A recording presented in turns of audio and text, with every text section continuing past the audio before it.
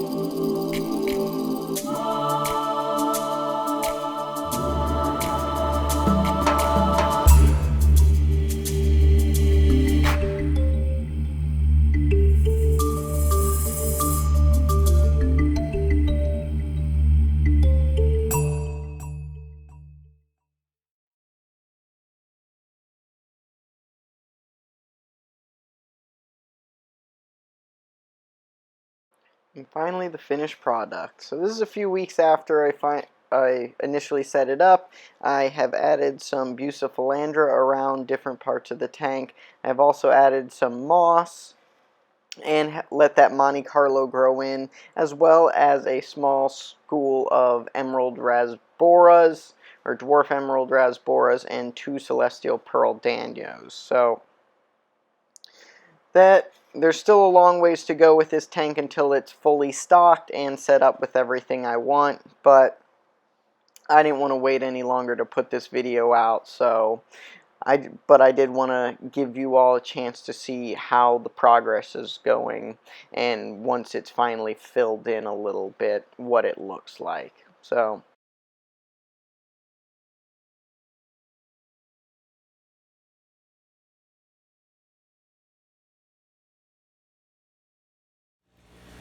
that's all I have pretty much for this video.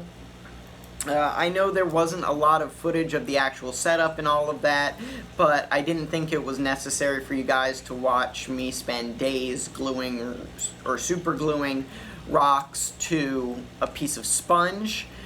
But I will provide a link for you all so that you can go see the super glue video on my thoughts, what worked well for me, and kind of give my insight if you guys ever wanted to use super glue for hardscaping. I do highly recommend it.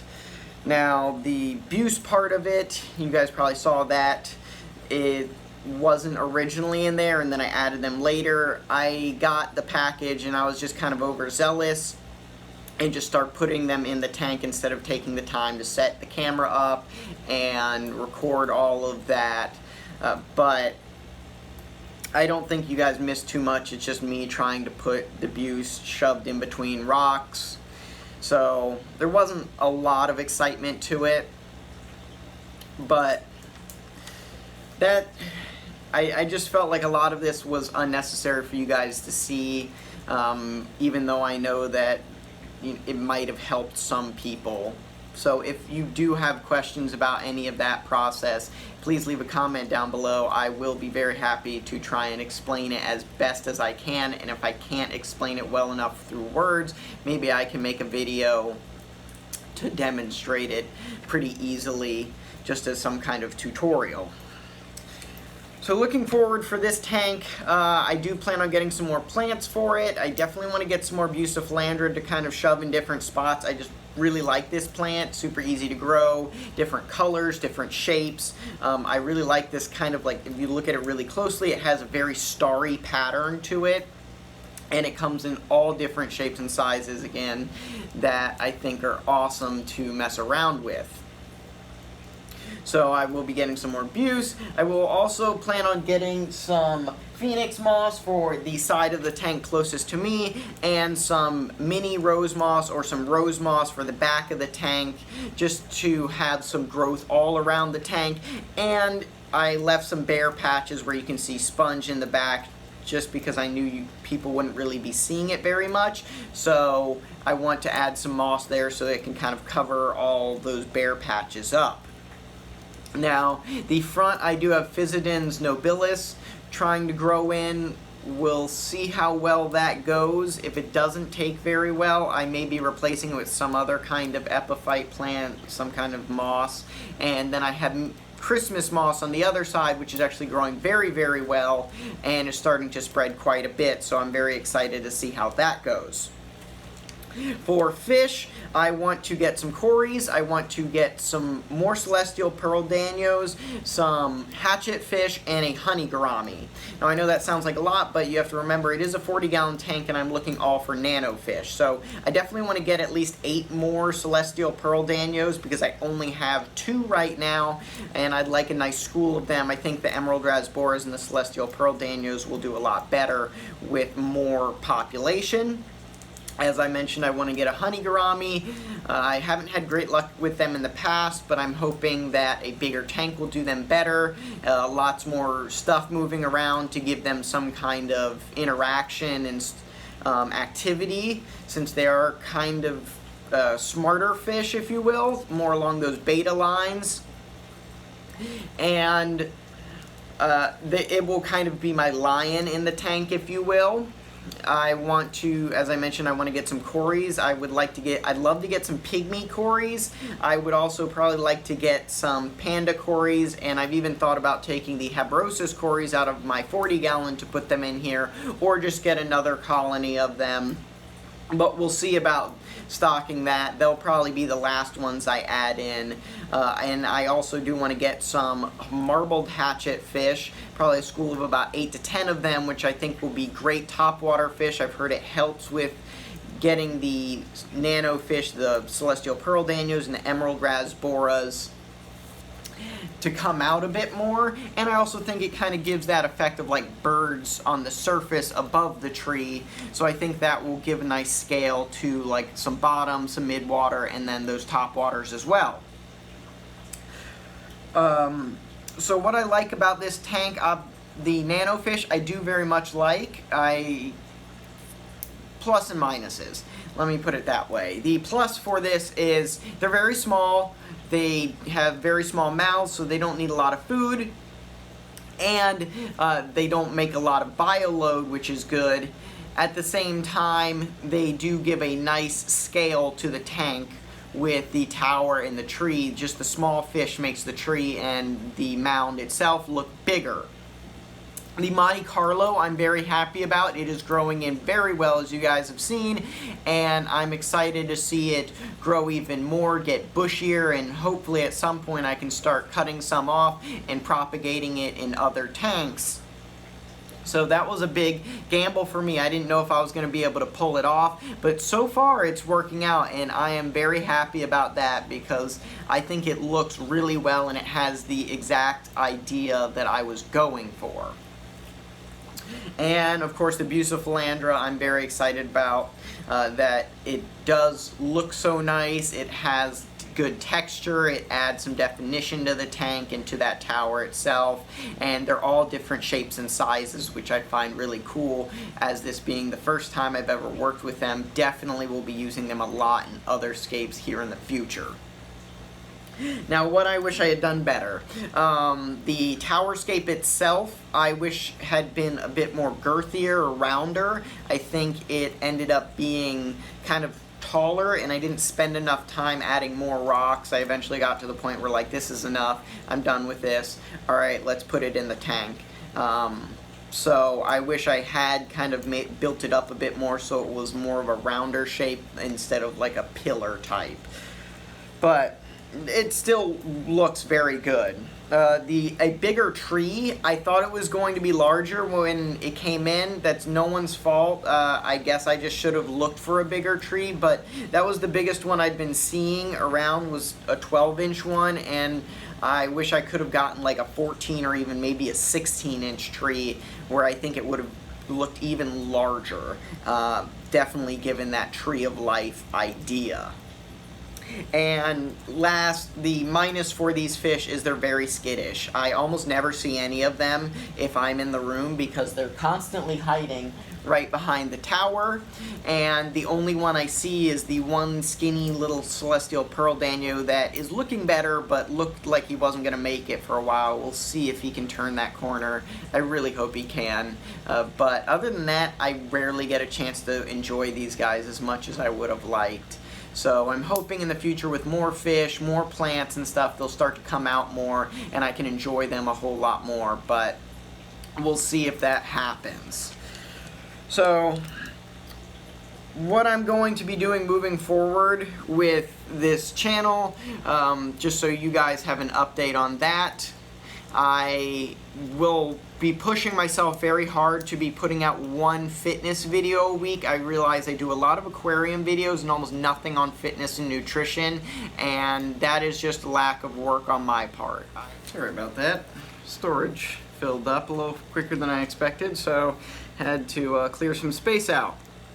Anyway, continuing on what I was saying, I will be trying to put out one fitness video every week from now on. I realize I've been doing a lot of aquarium stuff, and it is Fitman Aquatic, so I do have a lot to say about fitness.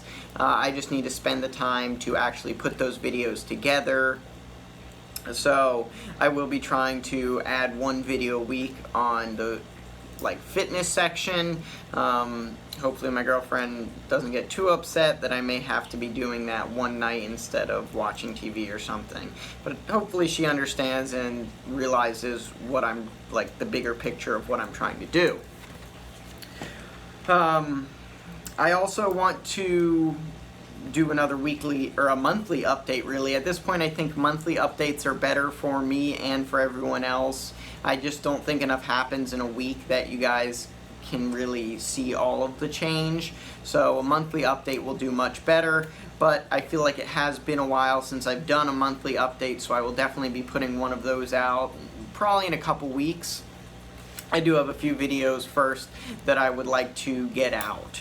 I will be doing a short video on my battle against black brush algae or black beard algae or BBA, whatever you would like to call it.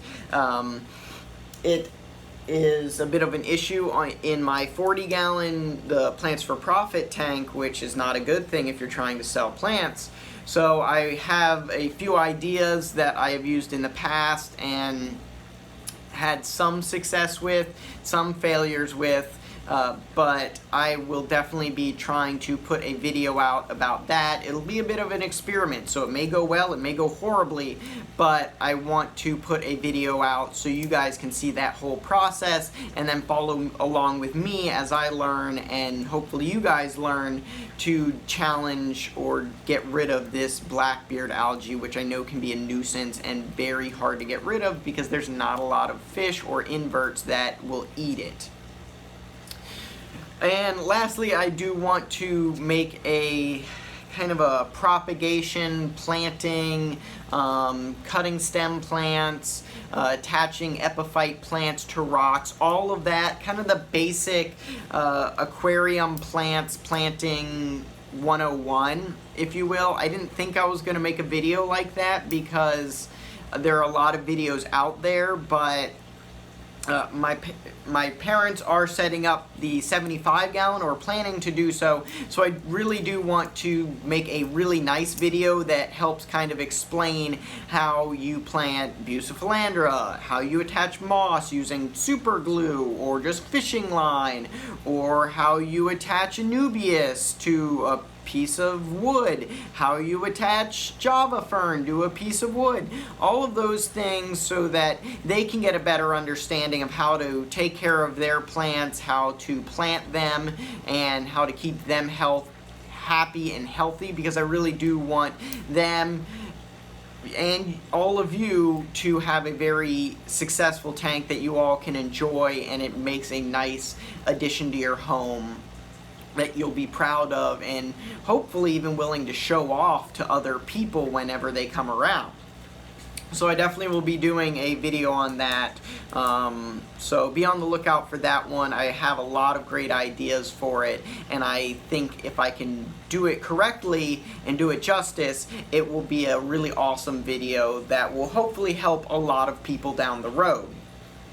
So that's my soapbox for today. As always, if you like this video and enjoyed watching me set up another Scape, hit that like button down below. Any comments you have about this video, plants, any aquarium stuff and fitness stuff in general, I'd be happy to answer them. Just leave them down below in the comments section.